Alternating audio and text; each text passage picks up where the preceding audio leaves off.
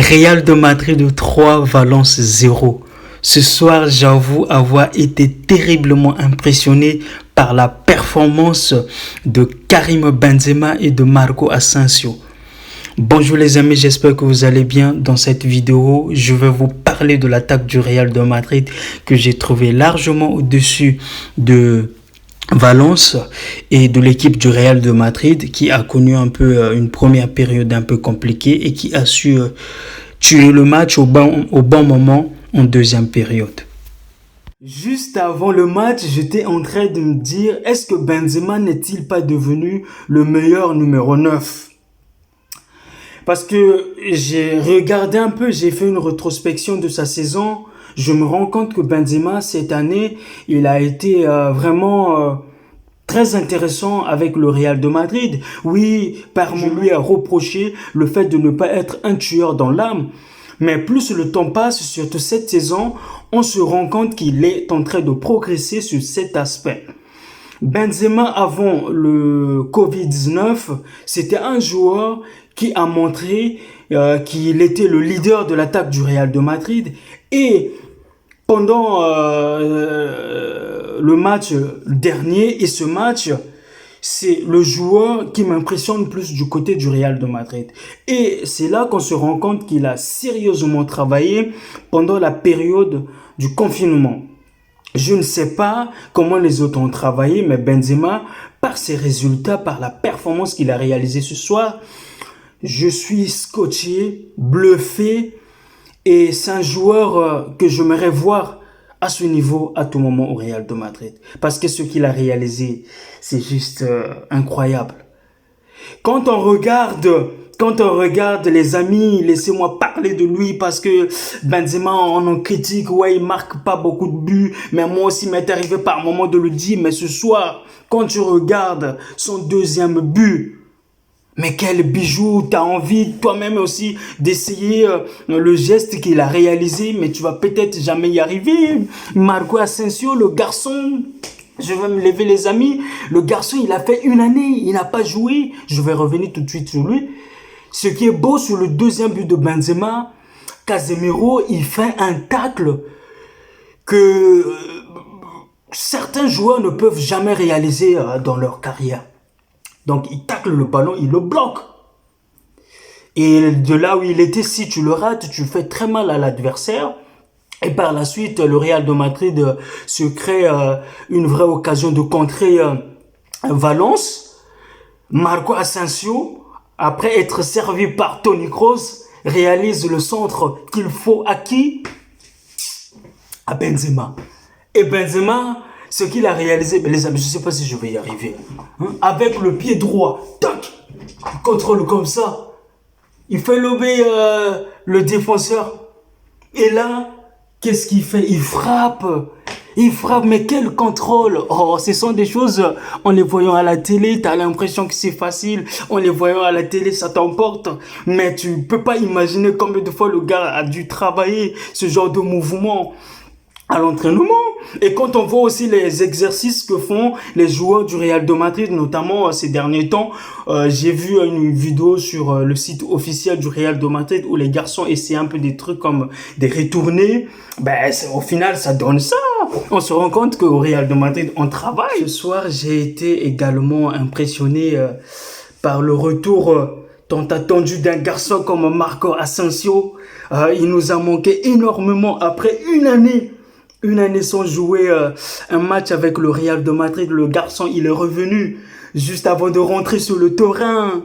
Les amis, il a écouté le discours du pape, du divin Zinedine Zidane. Et quand tu vois la communication entre Marco Asensio et Zinedine Zidane, tu vois qu'il y a une relation particulière entre ces deux joueurs. Zizou lui parle, Zizou sourit. Il dit, petit, vas-y, régale-toi. Et le garçon, quand il rentre, ben, il s'est régalé. Il a fait mieux que certains joueurs qui ont joué avec le Real de Madrid en attaque. Le gars, il rentre. Donc, sur sa première touchée de balle, le premier ballon qu'il touche, il marque.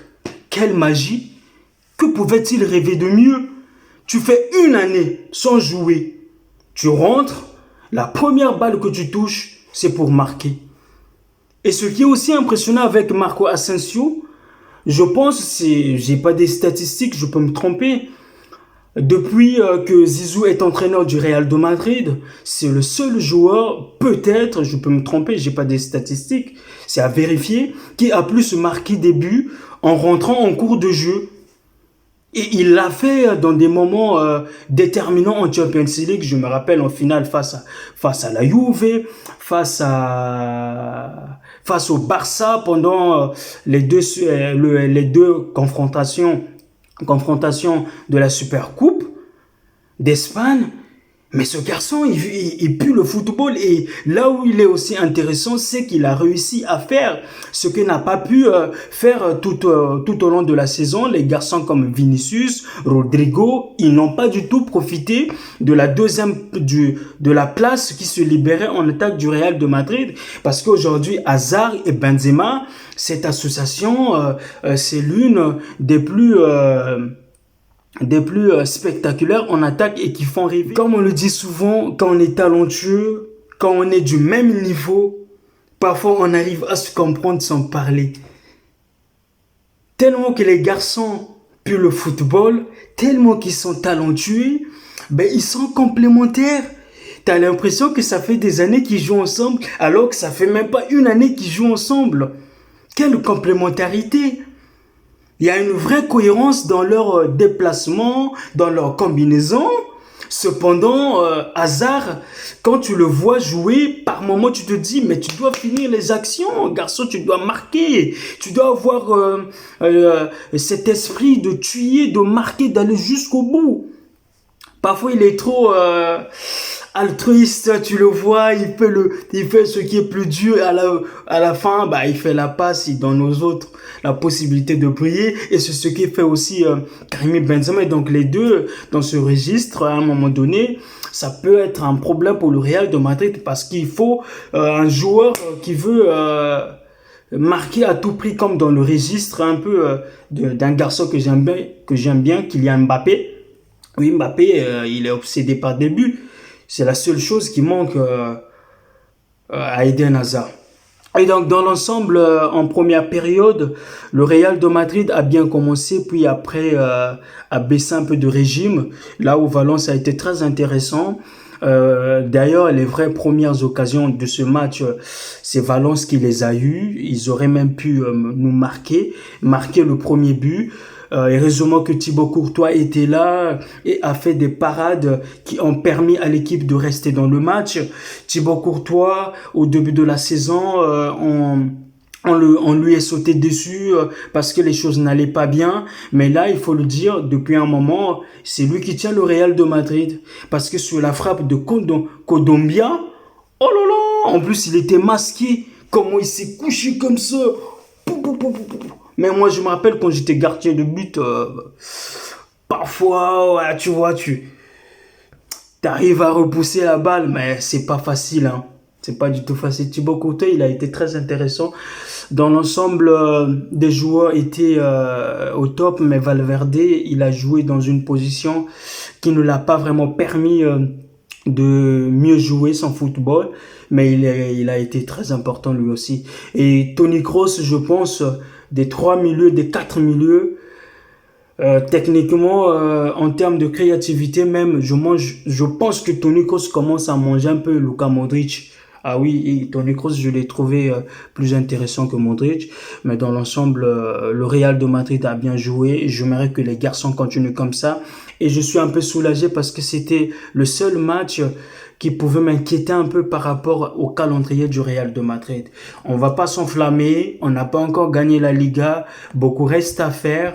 J'espère juste que les garçons vont continuer à travailler dur. J'espère juste que Benzema ne cessera de nous faire rêver, d'autant plus qu'on a vraiment besoin de lui dans ce dernier virage, et que le retour de Marco Asensio, le trio Asensio, Benzema, Hazard nous permettra